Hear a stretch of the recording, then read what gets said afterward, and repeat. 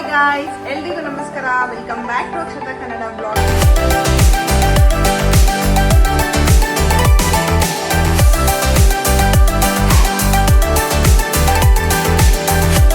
ಯಾರೆಲ್ಲ ನನ್ನ ಚಾನಲ್ನ ಇನ್ನ ಸಬ್ಸ್ಕ್ರೈಬ್ ಮಾಡಿರೋ ವಿಡಿಯೋಸ್ನ ನೋಡ್ತಾ ಇದ್ರೆ ಪ್ಲೀಸ್ ನನ್ನ ಚಾನಲ್ನ ಸಬ್ಸ್ಕ್ರೈಬ್ ಮಾಡಿ ವಿಡಿಯೋಸ್ನ ನೋಡಿ. ಹಾಗೂ ಪಕ್ಕದಲ್ಲಿರೋ ಬೆಲ್ ಐಕನ್ನ ಪ್ರೆಸ್ ಮಾಡಿದ್ರೆ ನಾನು ಅಪ್ಲೋಡ್ ಮಾಡಿರೋ ವಿಡಿಯೋ ನೋಟಿಫಿಕೇಶನ್ ಮೊದಲು ನಿಮಗೆ ತಲುಪುತ್ತೆ.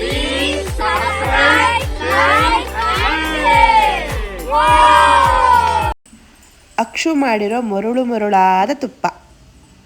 ಎಲ್ರಿಗೂ ನಮಸ್ಕಾರ. Welcome back to Akshata Kannada blog. ಇವತ್ತು ನಮ್ಮ ಚಾನಲಲ್ಲಿ ನಾವು ನಂದಿನಿ ಶುಭಂ ಹಾಲಿಂದ ಹೇಗೆ ಮನೇಲಿ ತುಪ್ಪನ ತಯಾರಿಸ್ಕೋಬೋದು, ಬೆಣ್ಣೆ ತಯಾರಿಸ್ಕೊಂಡು ತುಪ್ಪ ತಯಾರಿಸ್ಕೋಬೋದು ಅಂತ ತೋರಿಸ್ಕೊಡ್ತಾ ಇದ್ದೀನಿ. ನಮ್ಮ ಮನೇಲಿ ನಾವು ಡೈಲಿ 2 ಲೀಟರ್ 2.5 ಲೀಟರ್ ಬೇಕಾಗುತ್ತೆ. ಮಗು ಇರೋದ್ರಿಂದ ಸುಮಾರು 1 ತಿಂಗಳಿಂದ ಕೆನೆನ ನಾನು ಫ್ರೀಝರಲ್ಲಿ ಇಟ್ಟು ಆಮೇಲೆ ಬೆಣ್ಣೆನ ತೆಗೆದು ಅದರಿಂದ ತುಪ್ಪ ಮಾಡಿರೋದು. ಇದು ನೋಡಿ 1 ತಿಂಗಳಿಗೆ ಇಷ್ಟ ಆಗಿದೆ. ಮೊದಲು ಇಲ್ಲಿ ಹಾಲನ್ನು ಕಾಯಿಸ್ಕೋಬೇಕಾಗತ್ತೆ. ನಾವು ಹಾಲನ್ನು ಕಾಯಿಸ್ಕೊಳ್ಳುವಾಗ ಮೀಡಿಯಮ್ ಫ್ಲೇಮಲ್ಲಿ ಕಾಯಿಸ್ಕೋಬೇಕು. ಅದು ಚೆನ್ನಾಗಿ ಕುದಿ ಬರೋ ಟೈಮಲ್ಲಿ ಆವಾಗ ನಾವು ಲೋ ಫ್ಲೇಮಲ್ಲಿ ಇಡಬೇಕಾಗತ್ತೆ. ಯಾಕಂತಂದರೆ ನಾವು ಲೋ ಫ್ಲೇಮಲ್ಲಿ ಇಟ್ಟರೆ ಮಾತ್ರ ಅದು ಚೆನ್ನಾಗಿ ಕುದ್ದು ಕೆನೆಯಲ್ಲಿ ಒಳ್ಳೆ ಕೆನೆ ಸಿಗುತ್ತೆ ನಮಗೆ. ಆಮೇಲೆ ಗ್ಯಾಸ್ನ ಆಫ್ ಮಾಡಿ ಲಿಡ್ನ ಕ್ಲೋಸ್ ಮಾಡಬೇಕು. ಲಿಡ್ನ ಪೂರ್ತಿಯಾಗಿ ಕ್ಲೋಸ್ ಮಾಡಬಾರ್ದು. ನೋಡಿ, ಬಿಸಿ ಹಾಲು ಆರಿದ ಮೇಲೆ ಈ ಥರ ಕೆನೆಯಲ್ಲಿ ಬಂದಿದೆ. ಇದು ನಂದಿನಿ ಶುಭಂ ಆರೆಂಜ್ ಮಿಲ್ಕಲ್ಲಿ ಚೆನ್ನಾಗಿ ಬರುತ್ತೆ. ನಿಮ್ಮ ಮನೆಯಲ್ಲಿ ಹಾಲಿಗೆ ಅಕಸ್ಮಾತ್ ಕೆನೆ ಬಂದಿಲ್ಲ ಅಂತಂದರೆ ಹಾಲು ಕುದ್ದಿದ ನಂತರ ನೀವು ಫ್ರಿಜ್ಜಲ್ಲಿ ಇಡಿ. ಫ್ರಿಜ್ಜಲ್ಲಿ ಇಟ್ಟಿದ ನಂತರ ಅದು ಚೆನ್ನಾಗಿ ಕೆನೆ ಬರುತ್ತೆ. ನೋಡಿ, ನಾನು ಇಲ್ಲಿ ಹಾಲು ಕುದಿಸಿದಾಗೆಲ್ಲ ಕೆನೆನ ತೆಗೆದು ಫ್ರೀಝರಲ್ಲಿ ಈ ಥರ ಕಂಟೈನರಲ್ಲಿ ಹಾಕಿ ಇಟ್ಟಿದ್ದೆ. ನೋಡಿ, ಇಷ್ಟ ಆಗಿದೆ ಇದು ಕೆನೆ. ಇವಾಗ ಇದರಿಂದ ನಾವು ತುಪ್ಪ ಮಾಡೋಣ. ನೋಡಿ, ಎಲ್ಲ ಕೆನೆನೂ ನಾನು ಇಲ್ಲಿ ಒಂದು ಕಂಟೈನರಲ್ಲಿ ಹಾಕ್ತಾಯಿದ್ದೀನಿ. ಎಲ್ಲ ಎಷ್ಟು ಸಾಫ್ಟಾಗಿದೆ ಅಂದರೆ ಅದು ನಾವು ನೈಟಲ್ಲಿ ಅದು ಫ್ರೀಝರಿಂದ ಎತ್ತಿಡಬೇಕಾಗತ್ತೆ. ನೈಟ್ ಫ್ರೀಝರಿಂದ ಎತ್ತಿಟ್ಟು ಬೆಳಿಗ್ಗೆ ನಾವು ಆರಾಮಾಗಿ ಮಾಡ್ಕೋಬೋದು ಅದನ್ನು. ಆದರೆ ನಾವು ನೈಟಲ್ಲೇ ಆಚೆ ಇಡಬೇಕಾಗತ್ತೆ ಅದು ಹೆಪ್ಪಗಡೆಗೆ. ಆಮೇಲೆ ಅದನ್ನು ಸ್ವಲ್ಪನೇ ಮಿಕ್ಸಿ ಜಾರ್ಗೆ ಹಾಕ್ಕೋಬೇಕು. ಮಿಕ್ಸಿ ಜಾರಿಗೆ ಒಂದು ಸ್ವಲ್ಪ ಹಾಕ್ಕೊಂಡು ಅದಕ್ಕೆ ಸ್ವಲ್ಪ ನೀರು ಹಾಕ್ಬಿಟ್ಟು ನಾವು ಮಿಕ್ಸಿ ಆನ್ ಮಾಡ್ಕೋಬೇಕಾಗತ್ತೆ. ಒಂದು 10 to 15 ಮಿನಿಟ್ಸ್ ಮಿಕ್ಸಿ ಆನ್ ಮಾಡಿದ್ರೆ ಸಾಕು. ಒಂದು ಸ್ವಲ್ಪ ನೀರು ಹಾಕ್ಕೊಂಡಿದ್ದೆಲ್ಲ ನೋಡಿ ಇಷ್ಟು ಚೆನ್ನಾಗಿ ಇದು ಬೆಣ್ಣೆ ಬಂದಿದೆ ಅಂತ. ನೋಡಿ, ಕಲರ್ ಕೂಡ ಅಷ್ಟೇ ಚೆನ್ನಾಗಿದೆ. ಇದು ಸಾಫ್ಟಾಗಿ ನೋಡಿ ತುಂಬ ಚೆನ್ನಾಗಿ ಬಂದಿದೆ.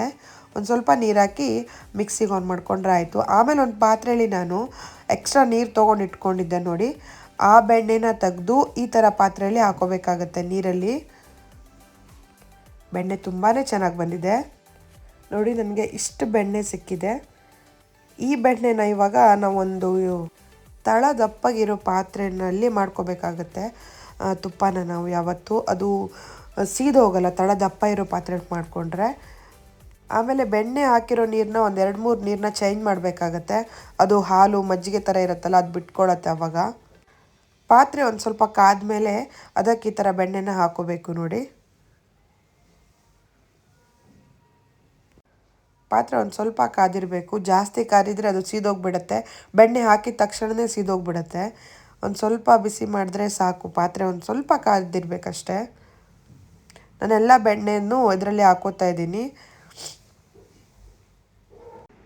ಕೆನೆ ತೆಗೆದಿರೋ ಹಾಲು ಆರೋಗ್ಯಕ್ಕೆ ತುಂಬಾ ಒಳ್ಳೆಯದು ಅಂತ ಅಂತಾರೆ. ಮಕ್ಕಳಿರೋ ಮನೇಲಿ ಮಕ್ಕಳಿದ್ರೆ ಅವರಿಗೆ ಕೆನೆ ಇರೋ ಹಾಲು ಕೊಟ್ಟರೆ ತೊಂದರೆ ಇಲ್ಲ. ಬಟ್ ಹಿರಿಯರಿದ್ದರೆ ಅವರಿಗೆ ಕೆನೆ ತೆಗೆದಿರೋ ಹಾಲು ಕೊಟ್ಟರೆ ತುಂಬ ಒಳ್ಳೆಯದು ಆರೋಗ್ಯಕ್ಕೆ. ನೋಡಿ, ಬೆಣ್ಣೆ ಇಲ್ಲಿ ಕರಗ್ತಾ ಇದೆ. ಆಗಾಗ ನೀವು ಸೌಟನ್ನ ಹಾಕಬೇಕಾಗತ್ತೆ. ಇಲ್ಲ ಅಂತಂದರೆ ತಳೆ ಸೀದೋಗ್ಬಿಡುತ್ತೆ. ಆಮೇಲೆ ಫ್ಲೇವರಿಗೆ ಅಂತ ಈ ಗೋಲ್ಡನ್ ಕಲರ್ ಬಂದವಾಗ ನಾವು ತುಳಸಿ ಎಲೆನ ಹಾಕ್ಕೋಬೇಕು. ನೋಡಿ, ಇಲ್ಲಿ ಈ ಥರ ಆಗಿದೆ. ಪಾತ್ರೆ ಚಿಕ್ಕದಾಯಿತು, ಬೆಣ್ಣೆ ಜಾಸ್ತಿ ಆಯಿತು.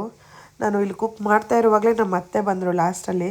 ನಮ್ಮ ಅತ್ತೆ ಅಂದರು ಅದು ಪಾತ್ರೆ ಚಿಕ್ಕದಾಯಿತು ಅಂತ. ಆಮೇಲೆ ಲಾಸ್ಟಲ್ಲಿ ಬೇರೆ ಪಾತ್ರೆಯಲ್ಲಿ ಒಂದು ಸ್ವಲ್ಪ ಹಾಕ್ಕೊಂಡು ನೋಡಿ ಇಲ್ಲಿ ಈ ಥರ ಮಾಡ್ಕೊಂಡ್ವಿ.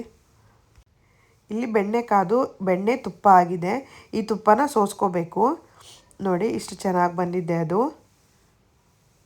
ನೋಡಿ ಎಷ್ಟು ಮರಳಾಗಿದೆ ಅಂತ ಅಂದ್ಬಿಟ್ಟು. ನಾವು ಅಂಗಡಿಯಲ್ಲಿ ಖರೀದಿ ಮಾಡಿರೋ ತುಪ್ಪ ಇಷ್ಟು ಪ್ಯೂರ್ ಆಗಿ ಇಷ್ಟು ಮರಳಾಗಿರಲ್ಲ ಅದು. ಸೊ ನಾವು ಮನೇಲೇ ತುಪ್ಪ ಮಾಡಿಕೊಂಡ್ರೆ ತುಂಬ ಒಳ್ಳೆಯದು. ನೋಡಿ, ನಾನು 500 ml ಬಾಟ್ಲಿದು ಅರ್ಧ kg ಬಾಟ್ಲು ತುಂಬ ಫುಲ್ಲು ಫಿಲ್ ಆಗಿಬಿಟ್ಟು ಆಮೇಲೆ ನಾನು ಒಂದು ಸ್ವಲ್ಪ ಸ್ಟೀಲ್ ಡಬ್ಬದಲ್ಲೂ ಕೂಡ ಒಂದು ಸ್ವಲ್ಪ ಹಾಕ್ಕೊಂಡೆ. ತಿಂಗಳ ಇದೇ ಥರ ತುಪ್ಪ ಮಾಡಿಕೊಂಡು ಆರಾಮಾಗಿ ಯೂಸ್ ಮಾಡ್ಕೊಂಡಿರ್ಬೋದು. ನೋಡಿ ಎಷ್ಟು ಚೆನ್ನಾಗಿದೆ ಅಂತ. ವಿಡಿಯೋ ಇಷ್ಟ ಆದರೆ ಲೈಕ್ ಮಾಡಿ. Thank you.